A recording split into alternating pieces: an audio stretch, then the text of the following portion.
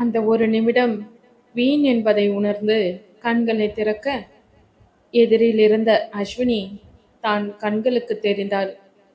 அந்த பால்வண்ண முகத்தில் சிலும்பிய முடிகளை அவள் ஒதுக்க, ஆனால் அவைகள் அடங்காமல் சண்டித்தனம் செய்து மீண்டும் அவள் கன்னத்தின் ஓரத்திலேயே ஊர்ந்து விளையாடி கொண்டு இருந்தது.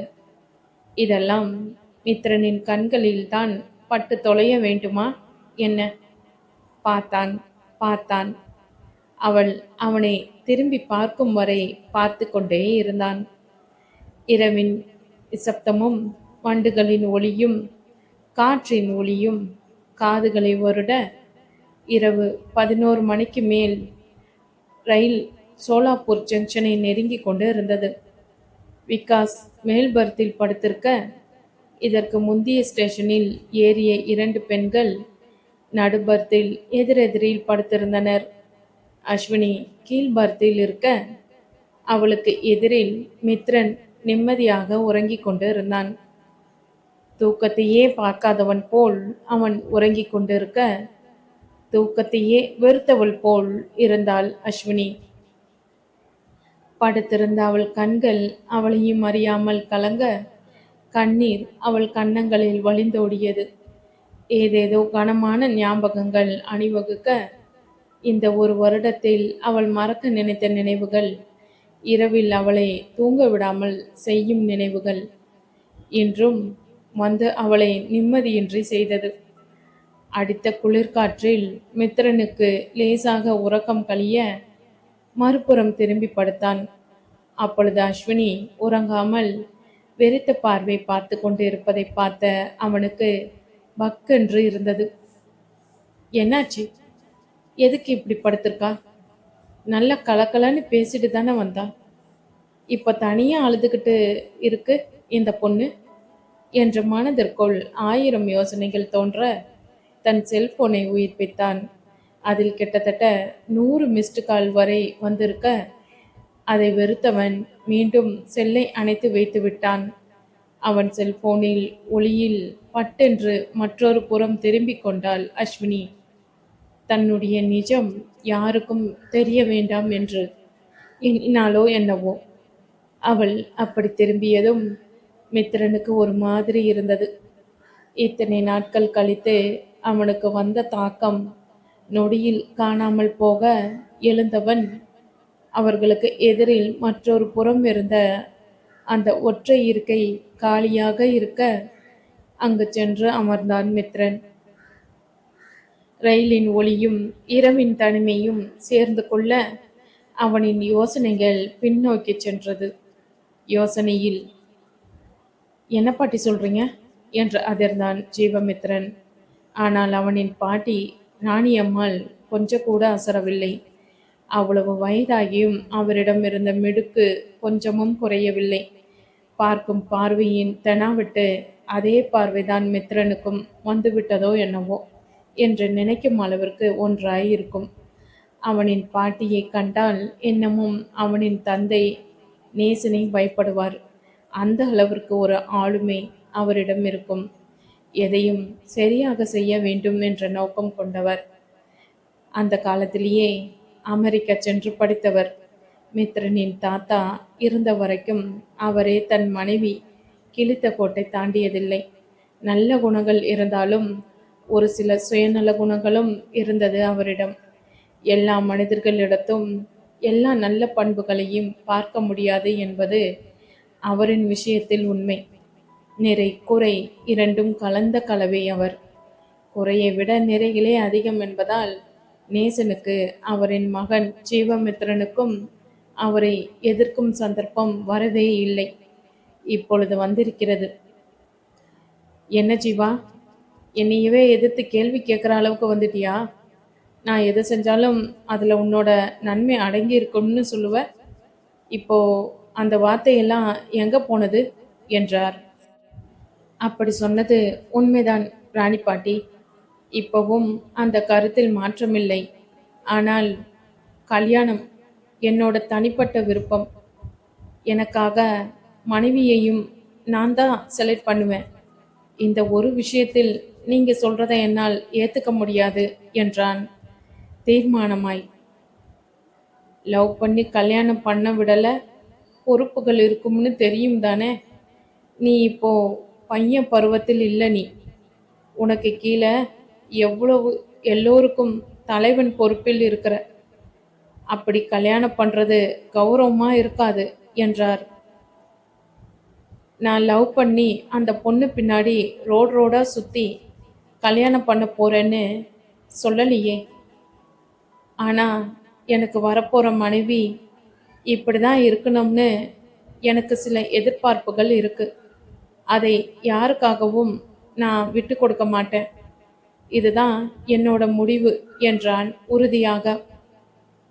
என்ன நேசா, இவன் இப்படி பேசுறான், நீயும் கேட்டுக்கிட்டு நிக்கிற என்று தன் மகனின் பக்கம் திரும்பினார் ராணியம்மாள். இந்த விஷயத்துல நான் என்ன சொல்ல முடியும்? எனக்கு தான் கல்யாண வாழ்க்கை நல்லா அமையல. அவனுக்காவது அவன் விருப்பப்படி நல்லா அமையட்டும். அவனுக்கு எது விருப்பமோ அப்படியே பண்ணிக்கட்டும் என்றார் நேசன்.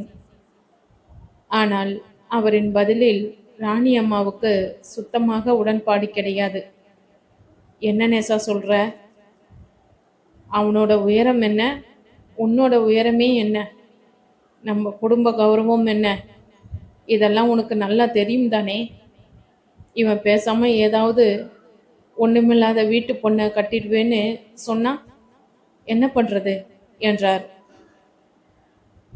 பாட்டி, என்னோட வாழ்க்கை முழுசுக்கும் வரப்போற மனைவி காசு பணம் இருக்கிறவளா இல்லாம இருந்தாலும் பொறுமையும் அன்பும் இருந்தா போதும்னு நான் நினைக்கிறேன் என்றான். அதை மட்டும் வச்சு என்ன பண்றது என்றார். வாழ்க்கையோட முழுமையே அதில் தான் இருக்குன்னு நம்புறவனா? அது மட்டும் இல்லாம நான் ஏற்கனவே ஒரு பொண்ணை விரும்புறேன் என்றான். என்ன சொல்ற ஜீவா? இதை ஒரு நாளும் என்னால் அனுமதிக்க முடியாது. எவ்வளோ ஒருத்திய கொண்டு வந்து இந்த மொத்த சொத்துக்கும் ராணியா என்னால் உட்கார வைக்க முடியாது. உங்க அப்பா என் பேச்சை கேட்டதால தான் இன்னைக்கு ராஜா மாதிரி இருக்கான். இல்லைனா இவ்வளவு பெரிய தொழிலை நடத்தி இருக்கிற முடியுமா என்றார். உண்மைதான், எங்க அப்பா ஊருக்கு தான் ராஜா. ஆனா சொந்த வாழ்க்கையில் அவர் ஜீரோ. அதுவும் உங்களால தான். இந்த தொழில் உலகத்துல இப்படி அவர் சக்சஸா வர காரணமும் நீங்க தான். அவரோட முன்னேற்றத்துக்கும் நீங்க தான் காரணம். அதே சமயம் அவரோட சொந்த வாழ்க்கை இப்படி ஆனதுக்கும் நீங்க தான் பொறுப்பு என்றான். மித்ரா, என்ன பழக்கம் இது? பாட்டியை எதிர்த்து பேசிட்டு. என்னை யாரும் கட்டாயப்படுத்தலை. எல்லாமே எனக்கு தெரிஞ்சது தான் நடந்தது. என்னைய வச்சு உன்னோட வாழ்க்கையை எப்பவும் நீ தீர்மானிக்க தேவையில்லை என்றார். என்ன பேசுறீங்க டாட்? நீங்க மட்டும் தனியால் கிடையாது. உங்களுக்கு பையன்னு சொல்லி நானும் இருக்கேன். உங்களோட வாழ்க்கை என்னோட வாழ்க்கையை எப்படி தீர்மானிக்காது என்று நீங்க தீர்மானமா சொல்ல முடியும்? எல்லாத்தையும் கொடுத்த உங்களால சில விஷயங்களை எப்பவும் கொடுக்கவே முடியாது என்றான் வேதனையான குரலில்.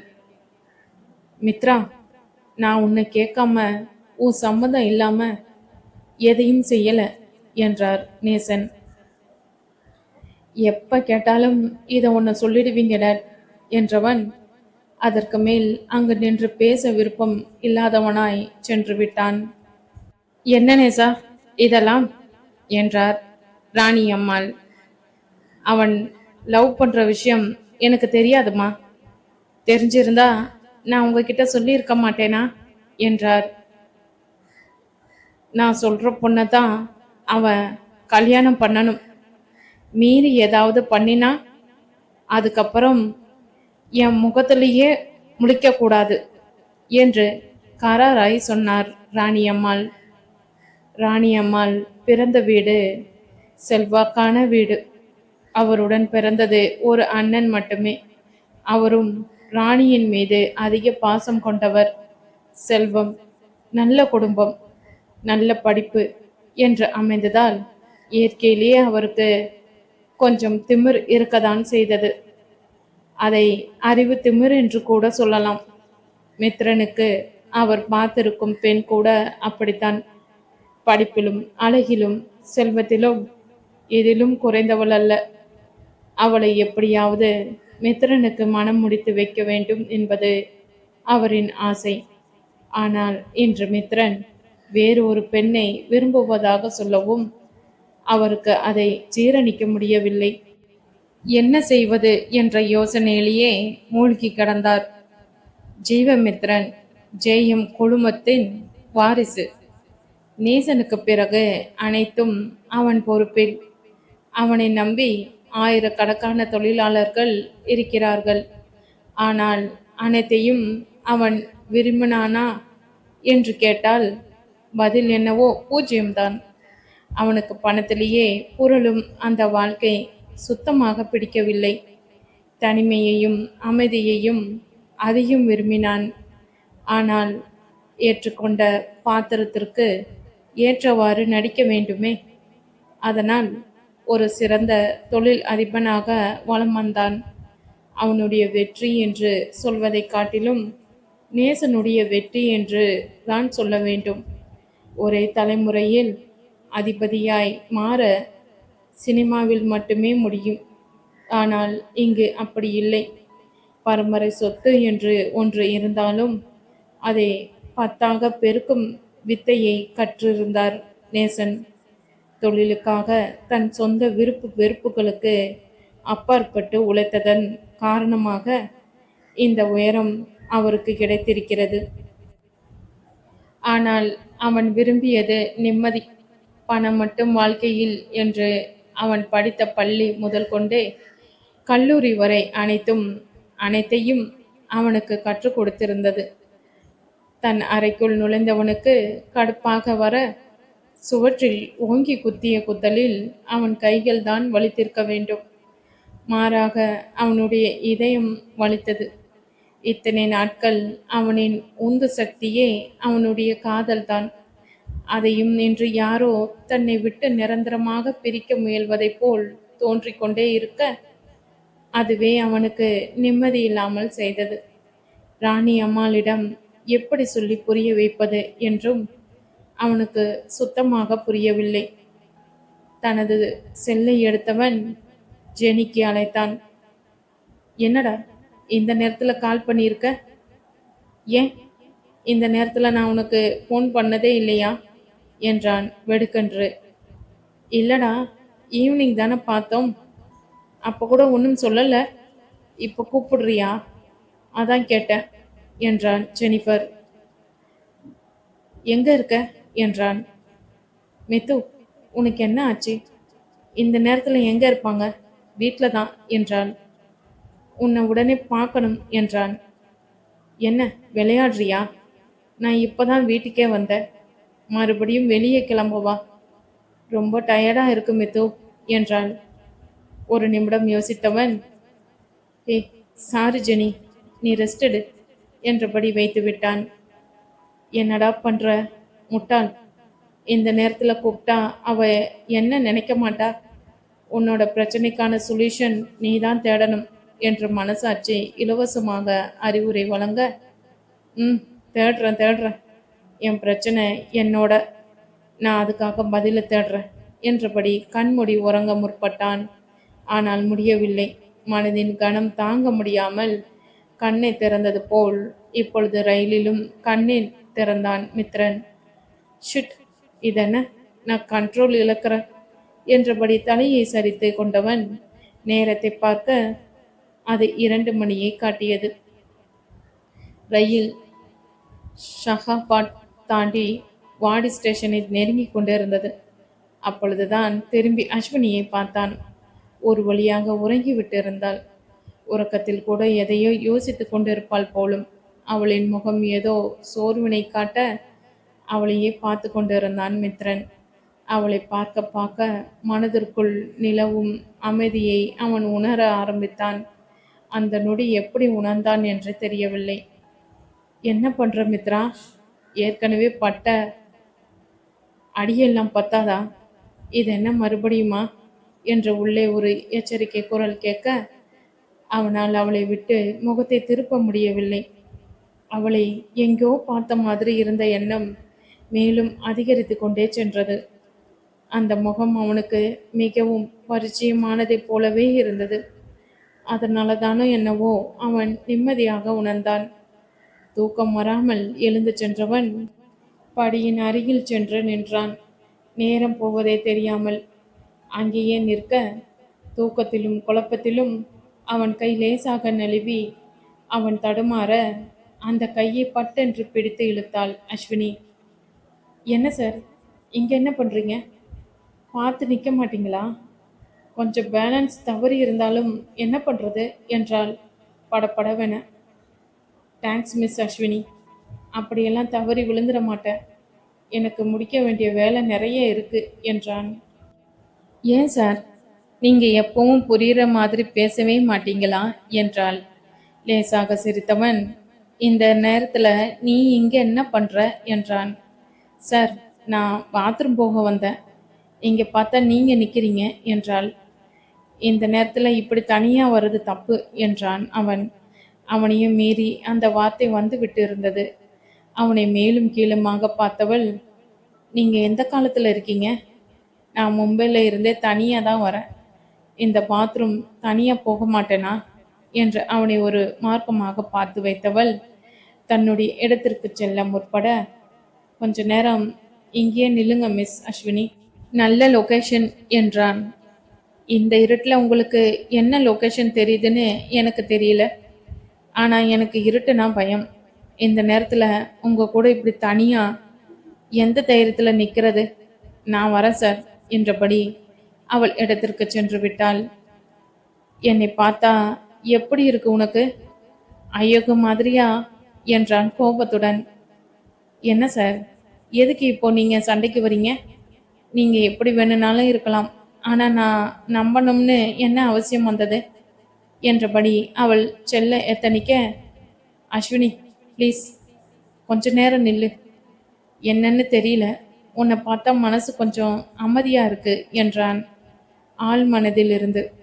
அந்த குரல் அவளை ஏதோ செய்ய அப்படியே நின்றாள்.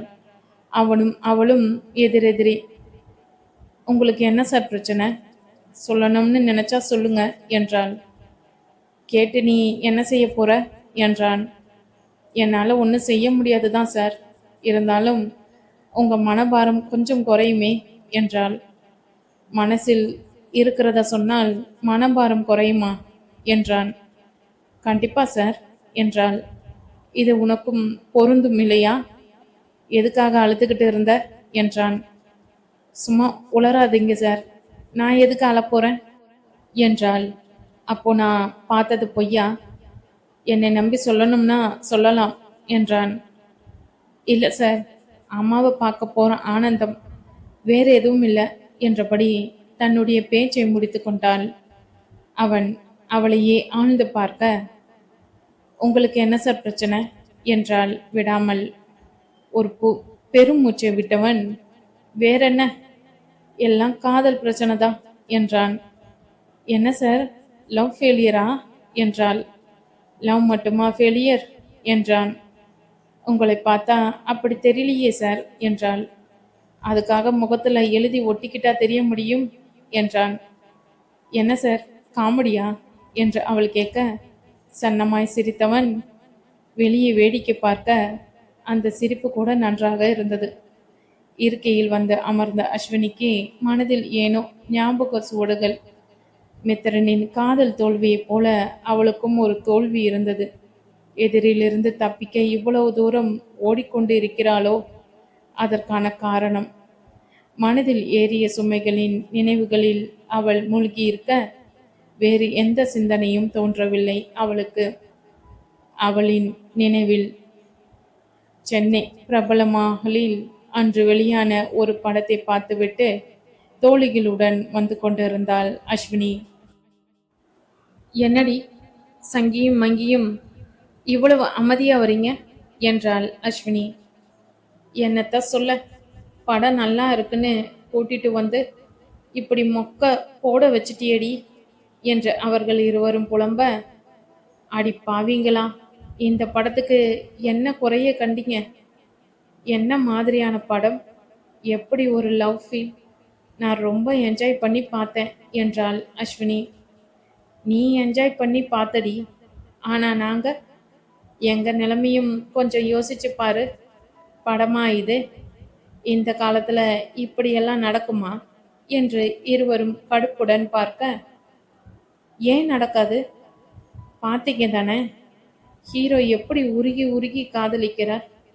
அப்படியே அதை நானும் ஃபீல் பண்ணினேன் என்று அஸ்வினி ரசித்து சொல்லி கொண்டிருக்க, நீ என்ன லூசா என்பதை போல் பார்த்து வைத்தனர் தோழிகள் இருவரும். என்னடி இப்படி பார்க்குறீங்க என்று அவள் சந்தேகமாக கேட்கவும், பின்ன என்ன, காலம் எவ்வளவு அட்வான்ஸாக போயிட்டு இருக்கு. இப்போவும் ஹீரோ அவங்கள பார்க்காமலேயே காதலிப்பாங்களாம், அவங்கள தேடி தேடி அலைவாங்களாம், கடைசியில் ஒன்று சேர்ந்து சுபம் போடுவாங்களாம் என்று சங்கி நீட்டி முழுங்க, எப்படி இருந்தாலும் பார்க்க நல்லா தானே இருந்தது என்றாள் அஸ்வினி. நாங்கள் கொலை காண்டில் இருக்கோம். இத்தனை வருஷம் நீ கோமால இருந்தியா? இந்த கதையெல்லாம் நடித்த முரளி சார் கூட இப்போ உயிரோட இல்லடி. பழைய படத்தோட ரீமேக்காக இருக்கும் போகுது என்று அவர்கள் கிண்டல் அடித்தனர். ஆனால் அஸ்வினியால் அப்படி கிண்டலாக பார்க்க முடியவில்லை அந்த படத்தை. அவளை பொறுத்தவரை படம் நன்றாக இருந்தது. எந்த காலத்திலும் காதல் மாறவே மாறாது. காதல் அப்படிங்கிற ஒரு விஷயம் இல்லைனா உலகமே இல்லடி என்றாள் அஸ்வினி. நீ இப்போ சொல்கிற இந்த டைலாக்கு கூட அறத பழசு. பப் கிளப் பார்ட்டின்னு போய்கிட்டு இருக்கும் காலம். டேட்டிங் சர்வ சாதாரணம். ஒருவனுக்கு ஒருத்தி கல்ச்சர் எல்லாம் மலையேறி போயிடுச்சு. இப்போ வந்துக்கிட்டு பார்க்காம காதல், தேடுற காதல், ஓடுற காதல் அப்படின்னு ஒரு படத்துக்கு கூட்டிட்டு வந்து 3 மணி நேரம் மொக்க போட்டது தான் மிச்சம் என்றனர் சங்கியும் மங்கியும். சங்கீதா மந்த்ரா பெயரின் சுருக்கம். அவர்கள் பேசுவது எதுவும் அவளின் காதில் விழவில்லை. அவளை பொறுத்தவரை காதல் எப்படிப்பட்ட விதத்தில் வந்தாலும் காதல் காதல்தான் என்ற கொள்கை உடையவள். பேசாம இன்னைக்கு ஆஃபீஸ்க்கே போயிருக்கலாம், ஒரு நாள் லீவு போட்டது தான் மிச்சம் என்று சங்கி புலம்ப, ஓவரா அழட்டிக்காதீங்கடி. இந்த காலத்திலும் இப்படி டீசெண்டாக படம் எடுத்திருக்காங்கன்னு பெருமை தான் படணும். ஒரு இடத்துல கூட முகத்தை சுளிக்கிற மாதிரி காட்சிகள் இல்லை. ரசனை மட்டும்தான். ரசிக்க தெரிஞ்சவங்களுக்கு இந்த படம் நல்ல ஒரு ரசனை. ரசிக்க தெரியாதவங்களுக்கு இந்த படம் அறத பழசுதான் என்று அஸ்வினி கோபமாக சொல்ல, இதுக்கு எதுக்கு கோவப்படுற அஸ்வினி? நாங்கள் லாஜிக் பேசுகிறோம். ஆனால் நீ கற்பனை உலகத்தில் மட்டுமே இருக்கிற. அதுதான் இங்கே பிரச்சனையே என்றனர் மற்ற இருவரும். நான் கற்பனை உலகத்தில் இல்லை. இப்போ நீங்கள் சொன்னீங்களே டேட்டிங் பப் பார்ட்டின்னு, அதுதான் கற்பனை உலகம். முதல்ல வாய்க்குள்ளே போன கதை தான். போனால் திரும்பவே முடியாது. ஆனால் என்னோட கற்பனை அழகானது. அதில் கள்ளத்தனம் இல்லை, கலாச்சார சீரழிவு இல்லை. அதனால தான் எனக்கு இது மாதிரியான படங்கள் பிடிக்குது என்றால், நீ மட்டும்தான் இப்படி இருக்கிற அஸ்வினி. இந்த காலத்தில் எந்த பசங்க கிட்டையும் உண்மையான காதலை எல்லாம் எதிர்பார்க்க முடியாது. பார்த்து லவ் பண்ணுறப்பவே 10 பேரை அட் அ டைமில் மேனேஜ் பண்ணுறானுங்க. இதில் நீ சொல்கிற பார்க்காம உண்மை காதல் இதெல்லாம் இதோ இப்போ பார்த்துக்கிட்டு வந்தோமே, அந்த படத்துக்கு வேணும்னா சரிப்பட்டு வரும். நிஜத்தில் ஒரு பர்சன் கூட சரிப்பட்டு வராது என்றாள் மங்கி. இப்போ நீங்கள் என்ன சொல்ல வரீங்க என்றாள் அஸ்வினி கொஞ்சம் கடுப்பான குரலில். அம்மா தாயே, நாங்கள் ஒன்றும் சொல்ல வரல. ஆனால் இனிமேல் இது மாதிரி மொக்க படத்துக்கு மட்டும் கூப்பிடாத. சத்தியமாக எங்களால் முடியாது என்று இருவரும் கையெடுத்து கும்பிட்டனர். உங்களை எல்லாம் திருத்தவே முடியாதுடி அஸ்வினி. ரொம்ப நல்லது, நாங்கள் இப்படியே இருந்துட்டு போகிறோம். நீ இப்படி நல்ல விதமாகவே இரு, ஆனால் ஜாக்கிரதையாக இரு. நீ பேசாம நான் பார்க்காம லவ் பண்ண போறேன் அப்படி இப்படின்னு யாருக்கிட்டேயும் ஏமாந்துடாத. உன்னோட கற்பனை வேற, நிஜம் வேற என்று சங்கி ஆணித்தரமாக கூறினாள். நீங்க சொல்றதுக்காகவே நான் அப்படி ஒரு உண்மையான காதலனை தேடுறேன். அப்ப தெரியும் உங்களுக்கு என்று சவால் விட்டாள் அஸ்வினி. இதொன்னும் போட்டி கிடையாது, வாழ்க்கை. ஏ அஸ்வினி, சவால் விட்டு விளையாட இந்த அல்ட்ரா மாடர்ன் வேர்ல்டில் இதெல்லாம் சாத்தியம் சொன்னா நம்ம காலேஜில் உன் பின்னாடி சுற்றி இருக்க கிடையாது. அப்படி உனக்கு காதலிச்சே ஆகணும்னு சுற்றி வந்தவனுங்க ஒருத்தனா பார்த்து லவ்வுக்கு ஓகே சொல்லிடு. அதை விட்டுட்டு தேவையில்லாததை எதையும் பண்ணாத என்றாள் மங்கி. ஆமாம் அஸ்வினி, இப்பெல்லாம் பசங்களை விட அங்கிள்ஸ் தான் யாருடா கிடைப்பாங்கன்னு சொல்லி அலையுதுங்க. இதெல்லாம் உனக்கு தேவையில்லாதது உண்டு, வேலையை மட்டும் பாரு என்று சங்கியும் அறிவுரை சொல்ல, ஸ்டாப், இப்போ என்ன, ஒரு படத்துக்கு வந்தது குத்தமா? எவன் எப்படி லவ் பண்ணா நமக்கு என்ன? இதோட இந்த டாப்பிக்கை விடுங்க என்று அந்த பேச்சிற்கு சுபம் போட்டாள் அஸ்வினி. பேச்சிற்கு சுபம் போட்ட அவளால் மனதிற்கு சுபம் போட முடியவில்லை. பார்த்த படத்தின் தாக்கம் அப்படியே இருந்தது அவள் மனதில். அந்த படத்தில் வேறு ஒன்றுமில்லை, காதலனும் காதலியும் பார்க்காமல் காதலித்து இறுதியில் சேரும் கதை. 90களில் வந்த ஒரு பிரபல படத்தின் 2ஆம் பாகம் போல் இருந்தது. இந்த காலத்திற்கு ஏற்ப கொஞ்சம் டிங்கரிங்களுடன் வேறு எந்த மாற்றமும் இல்லை. ஆனால் அஸ்வினிக்கு தான் ரொம்ப பிடித்து போனது. ஒரு கதையின் கதாபாத்திரம் போல் மாறுவது, அந்த கதையின் வரும் கதாநாயகனை தேடுவது என்பதெல்லாம் இப்போது பேஷனாகி விட்டது. யாரும் யதார்த்தம் இதுதான் உண்மை என்பதை உணர்ந்து கொள்வதில்லை. நிறைய ஜோடிகளில் விவாகரத்துக்கு கூட இதுதான் காரணம் என்கிற முறையில் சில வீண் கற்பனைகள் மூளையில் ஏறிக்கொள்கிறது. அஸ்வினியும் அந்த நிலையில் தான் இருந்தாள்.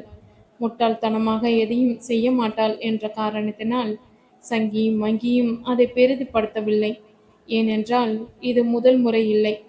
இதை பற்றி எப்பொழுது பேச்சு எழுந்தாலும் அஸ்வினியின் பதில் இதுவாக தான் இருக்கும். ஆனால் அவளின் உள்மனதில் ஒரு விஷயம் இருந்து கொண்டே இருந்தது. அதுவே அவளின் கண்ணீருக்கு காரணமாக அமையப் போகிறது என்று அவளுக்கு தெரியவில்லை. அதை நினைத்து கொண்டே இருந்தவளுக்கு அப்பொழுதுதான் நிஜம் உரைத்தது. ச, என்ன இது, எப்படி மறக்கணும்னு நினைச்சாலும் முடிய மாட்டேங்குது என்று தன்னைத்தானே நொந்து கொண்டவள் அப்பொழுதுதான் கவனித்தாள் மித்ரன் தனக்கு எதிரில் அமர்ந்து தன்னையே பார்த்து கொண்டு இருப்பதை. இவன் எப்போ வந்திருப்பான் என்று அவள் யோசிக்க, நீ கனவு காண ஆரம்பிச்சு போய் வந்துட்டேன் என்றான். நான் ஒன்றும் கனவு காணல, யாராவது உட்கார்ந்துக்கிட்டே கனவு காணுவாங்களா என்றாள். ஏன் மாட்டாங்க, அதை தான் நீ இப்போ பண்ணினியே, நான் பார்த்தனே என்றான். உளராதீங்க மித்ரன் சார் என்றாள். நான் ஒன்றும் உளரலை, நீ வேற உலகத்தில் இருந்ததையும் பார்த்தேன், உன் கண்ணில் இருந்து கண்ணீர் வந்ததையும் பார்த்தேன், வேகமாக நீ அதை தொடச்சதையும் பார்த்தேன் என்றான். ஆமாம், அதுக்கு என்ன இப்போ என்று எரிந்து விழுந்தாள். ஆனால் அவனோ ரியாக்ஷனே காட்டாமல் இருந்தான். ஒருவேளை அவனின் நிலை தெரிந்தால் அப்படி பேச மாட்டாளோ என்னவோ. ராணி அம்மாள் இப்பொழுது பார்க்க வேண்டும் மித்ரனை, அவ்வளவுதான், காட்சி எடுத்து விடுவார். அவனுடைய பயணம்தான் யாருக்கும் சொல்லப்படவில்லையே. ஆனால் அந்த ராட்சசிக்கு மட்டும் எப்படியோ தெரிந்திருந்தது. இன்னும் கொஞ்ச நேரத்தில் விடிஞ்சிடும் என்றாள் அஸ்வினி. எனக்கு எப்பவும் விடியாது என்று மனதில் எண்ணிய மித்ரன் அந்த அதிகாலை காற்றை ஆழ்ந்து சுவாசித்து கொண்டிருந்தான். நீங்க ட்ரெயினில் ஏறினப்ப இருந்து மித்ரன் சார் இல்லை, நீங்க யாரோ ஒரு பேர் கேட்ட கொடுமைக்கு எப்படி முறைச்சிங்க? நான் கூட நினச்சேன் நீங்க சரியான சிடுமூஞ்சின்னு, ஆனால் இப்போ பார்த்தா அப்படி தெரியலையே என்றாள். அப்படியா என்றான். அப்படிதான் சார், உங்கள் முகம் ரொம்ப இறுக்கமாக இருந்தது, ஆனால் இப்போ அப்படி இல்லை. அதுலேயும் அந்த அழகி ஒருத்தி ஏறுனா பாருங்க, அப்போ நீங்கள் கொடுத்த ரியாக்ஷன் இருக்கு பாருங்க, செம்ம சார்.